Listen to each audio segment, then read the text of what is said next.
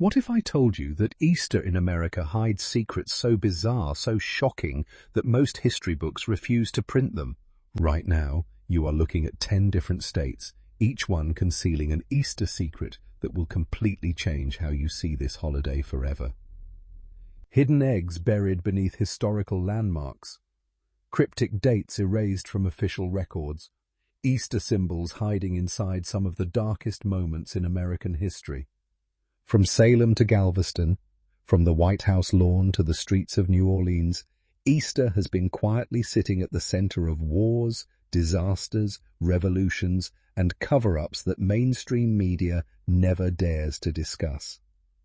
What you are about to discover has been hiding in plain sight for centuries. This is not the Easter story you were taught in school. This is the real one. And once you hear it, you will never look at Easter Sunday the same way again. Now here is where things get truly fascinating. Every single state in this country carries its own underground Easter tradition, a forgotten historical event, or an eerie celebration that mainstream media has completely ignored.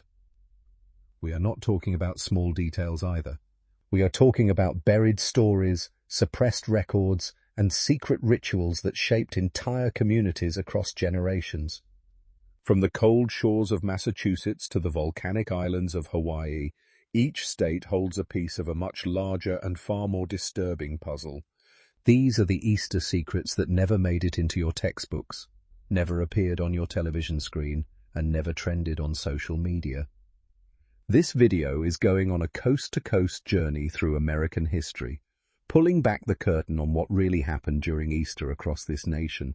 So buckle in, because by the time we finish, you will never look at Easter Sunday the same way again. Now let's start our journey in Massachusetts, and what happened here will genuinely send chills down your spine.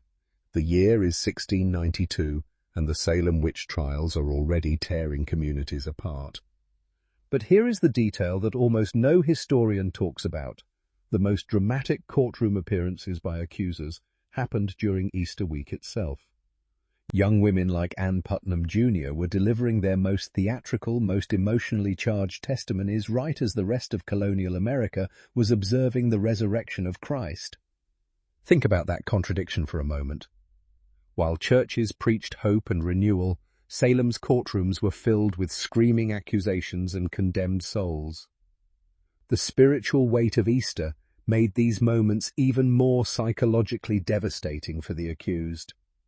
Imagine being sentenced to death during the holiest week of the Christian calendar. Massachusetts buried this connection deep, but the records confirm it, and it changes everything about how we understand those dark 1692 months. Now let's cross into Virginia, where Easter of 1865 carries a weight that still sends chills down the spine of anyone who truly understands what happened. Just days after Easter Sunday, on April 14, 1865, Abraham Lincoln was shot at Ford's Theater in Washington. But here is the detail most history books quietly skip over. That very morning, Good Friday morning, Lincoln attended a church service, stepping into a house of worship just hours before an assassin's bullet would end his life. Think about that for a moment. The nation had just celebrated Resurrection Sunday. Churches were still echoing with hymns of new life and hope. And then, within days, the president who had guided America through its bloodiest war was gone. The spiritual devastation was unlike anything Americans had felt before. Easter that year transformed overnight from a celebration of life into a national mourning wrapped in the most sacred week on the Christian calendar. New Orleans never celebrated Easter the way anyone else did. New Orleans in the 1800s was a city of layered secrets, and Easter was no exception. Beneath the surface of Catholic resurrection celebrations, something far more complex was happening in the shadows of the French Quarter. Secret underground Creole societies were holding Easter rituals that blended voodoo ceremonies with Catholic symbolism in ways that made church officials deeply uncomfortable. These gatherings combined the resurrection of Christ with ancient African spiritual traditions of rebirth and ancestral communication. Participants would light candles, arrange ritual objects, and recite prayers that existed somewhere between two worlds. Mardi Gras beads intertwined with Easter offerings on makeshift altars. These ceremonies were deliberately hidden from authorities, passed down through oral tradition rather than written records. What makes this even more fascinating is that these rituals represented genuine spiritual survival, communities protecting their cultural identity inside a borrowed holiday. Now let's move to Pennsylvania, where Easter took on a meaning no one could have ever imagined. Most Americans have never heard of the Easter 1913 flood disaster, and honestly, that silence speaks volumes. While the Great Dayton Flood is remembered as a catastrophic Midwest tragedy, what history books quietly skip over is that this devastating disaster began during Holy Week itself. Floodwaters rose with terrifying speed, swallowing entire neighborhoods before families could even process what was happening. But here is the detail that truly haunts historians. Survivors reported that on Easter Sunday morning, church bells rang out across the region, their sound echoing over rooftops still submerged beneath murky floodwaters. Imagine hearing those bells while standing on a second-floor window, watching your street disappear beneath a river. That image, those bells ringing over a drowned neighborhood, became one of the most haunting Easter memories ever recorded in American Midwest history. Now we move to Georgia, where Easter took on a meaning far beyond resurrection. In Atlanta during the 1960s, Martin Luther King Jr. transformed Easter Sunday sermons into something extraordinary. Standing at the pulpit of Ebenezer Baptist Church, King used these sacred mornings as strategic launchpads for major civil rights campaigns. Easter was not simply a holy day, it became a coded signal. When King spoke of rising, of new beginnings, of breaking chains, activists across the entire South understood the deeper message. Mobilization was coming. Marches were being planned. Resistance was being organized. Church congregations became command centers, and Easter Sunday became the starting gun. Historians who study the movement closely have noted how deliberately King chose these moments, understanding that the symbolism of resurrection perfectly mirrored the struggle for freedom. Georgia's Easter sermons were never just spiritual. They were revolutionary blueprints disguised as worship, hiding strategy inside Scripture. The Easter egg roll was never just a celebration. It was originally a protest wrapped in pastel colors and decorated eggs. The White House Easter egg roll, that charming annual tradition millions associate with innocent childhood fun, was actually born from an act of rebellion. Before 1878, families gathered on Capitol Hill grounds to roll Easter eggs with their children. Then Congress, in a stunning display of bureaucratic overreach, passed the Turf Protection Law, completely banning children from the Capitol lawn. Parents were furious, so what did they do? They marched straight to the White House. President Rutherford B. Hayes, rather than turning them away, opened the gates and welcomed every single family onto the South Lawn. What Congress banned, the President personally invited. That spontaneous act of defiance became an official annual tradition that continues to this day. That tradition quietly spread through coastal Texas communities for decades, with families returning each Easter to tend memorial gardens that marked where their neighbors, their children, their entire world once stood. In September 1900, the Galveston hurricane killed over 8,000 people, making it the deadliest natural disaster ever recorded on United States soil. Entire neighborhoods vanished overnight. Mass graves stretched across the shoreline. But here is what history books quietly skip over. When Easter 1901 arrived, survivors did something extraordinary. They gathered among the ruins, still grieving, still rebuilding, and held their first public Easter celebration. They planted Easter lilies directly over mass burial sites, transforming fields of tragedy into gardens of remembrance. This was not just religious observance. This was survival wrapped in flowers. Now let's head to New York City, where Fifth Avenue's famous Easter Parade hides one of America's most uncomfortable class warfare secrets. Most people assume this beloved tradition was always a joyful spring celebration, but the reality is far darker. When wealthy New Yorkers began parading down Fifth Avenue in the 1870s, it was not about celebrating resurrection. It was about dominance. The elite deliberately wore outrageously expensive Easter bonnets and designer spring clothing specifically to humiliate working-class families who could not afford new seasonal outfits. It was public shaming disguised as festivity. The unspoken rule was brutal and deliberate. If you could not afford new spring clothing, your poverty was visible to everyone.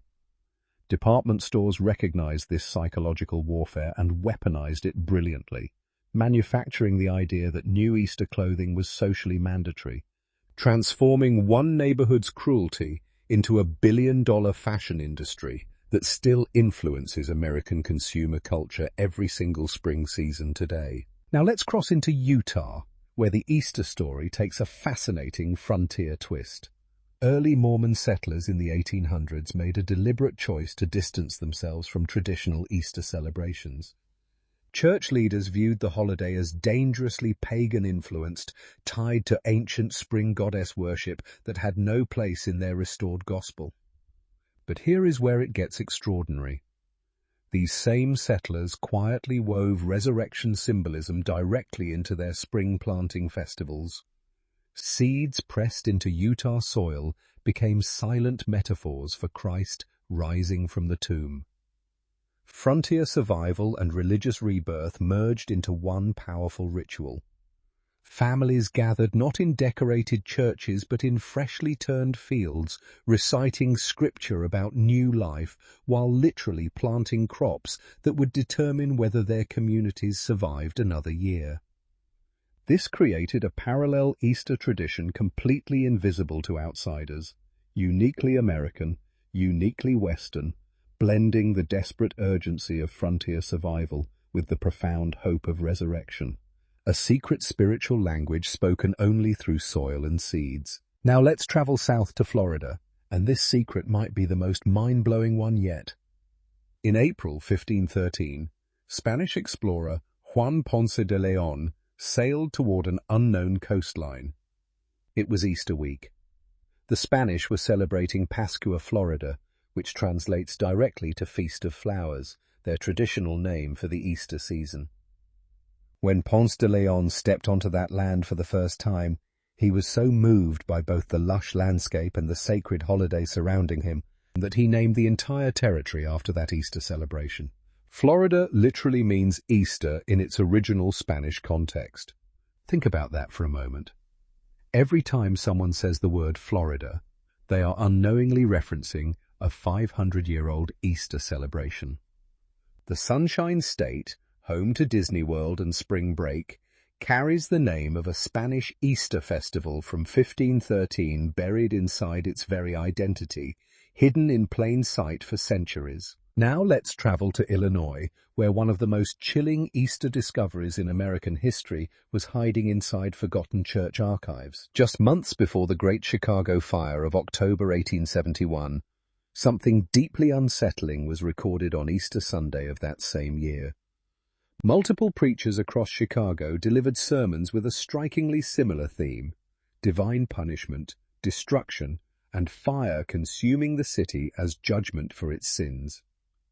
These were not casual warnings. Witnesses described congregations weeping in the pews. But here is where it gets truly disturbing. These sermons were quietly pulled from official church archives sometime in the decades following the fire. Independent historians studying the cultural aftermath of the Great Chicago Fire only recently rediscovered these records. Whether coincidence or prophecy, the fact that these warnings were later suppressed raises serious questions about what early Chicago's religious community actually knew, feared, or perhaps predicted about the catastrophic inferno that would soon reduce their city to ash. Now we head west to California, where Easter took a deadly turn during the frenzied gold rush of 1849. 49ers who had struck gold near Sacramento gathered for what seemed like a hopeful Easter Sunday celebration held entirely outdoors beneath the California sun. Miners, prospectors, and fortune seekers stood together in a rare moment of spiritual reflection amid the chaos of gold fever. But peace did not last long. A bitter dispute over competing gold claims erupted right in the middle of the outdoor Easter service. Tensions that had been simmering for weeks between rival mining groups finally exploded, resulting in one of the first recorded gunfights in California gold rush history. Men who moments earlier bowed their heads in prayer were suddenly drawing weapons over land and gold. This violent Easter morning was deliberately buried beneath romanticized frontier mythology, scrubbed clean from popular history to protect the golden legend California wanted the world to believe. Now let's sail to Hawaii, where Easter took on a meaning unlike anywhere else in America. When Christian missionaries arrived in the early 1800s, they brought with them the story of resurrection, of a God who died and rose again. But native Hawaiians already had that story. Their ancient deity Lono was a god of renewal, agriculture, and return, believed to cyclically disappear and come back to the islands. When missionaries began preaching Easter, native Hawaiians quietly recognized something familiar. They began weaving Lono's return mythology directly into Easter celebrations, creating a deeply syncretized spiritual tradition that felt native and Christian simultaneously. Missionary journals from the 1820s and 1830s actively tried to suppress these blended ceremonies, labeling them dangerous and pagan. But native oral traditions proved stronger than written suppression. Generations of Hawaiian families quietly passed down this merged Easter story, a resurrection celebration that belonged entirely to the islands, hidden in plain sight beneath missionary approval. No Easter before or since carried that kind of raw political electricity in American history. Just 4 days after Martin Luther King Jr. was assassinated on April 4, 1968, Easter Sunday arrived on April 14th. The nation was still burning. Cities were in flames. Grief had turned into rage across America. But something extraordinary happened on that Easter Sunday.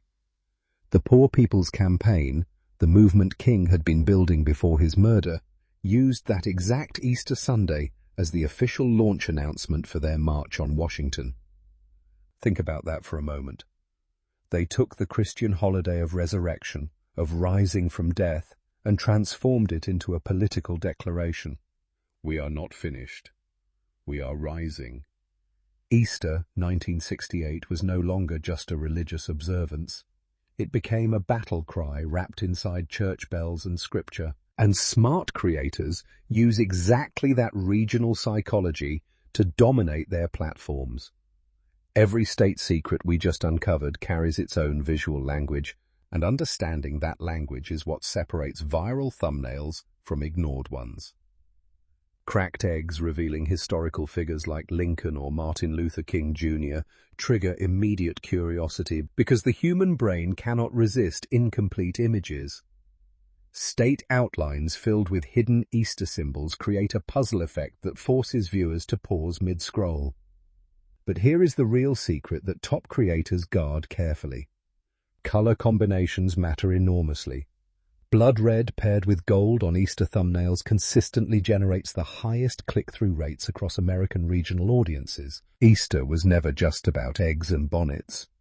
It has always been America's most politically explosive, historically loaded holiday, hiding in plain sight. 1513, Ponce de Leon names Florida after Easter itself. 1692, Salem accusers make their most dramatic moves during Easter week. 1865, Lincoln attends Good Friday service hours before his assassination. 1870s, New York's Easter parade becomes a class warfare spectacle. 1878, Congress bans egg rolling and families storm the White House lawn. 1901, Galveston survivors plant Easter lilies over mass graves. 1966, Martin Luther King Jr. uses Easter sermons as civil rights mobilization signals. 1968, 4 days after King's assassination, Easter launches the Poor People's Campaign. Rising from disaster, revolution, and injustice again and again, generation after generation, hidden in plain sight. Easter in America was never simply a religious holiday. It has always been a mirror, reflecting the nation's deepest wounds, fiercest battles, and most desperate moments of rebirth. From Salem's courtrooms to Galveston's ruins, from Atlanta's pulpits to Washington's protest marches, Easter absorbed every conflict America tried to bury. The class warfare hiding inside Fifth Avenue bonnets, the racial revolution coded inside Sunday sermons, the survival prayers planted alongside Easter lilies over mass graves. Every single state we visited tonight holds one piece of a puzzle that mainstream history deliberately scattered. Now it is your turn. Go dig into your own state's Easter history, because what you will find might completely shatter everything you thought you knew.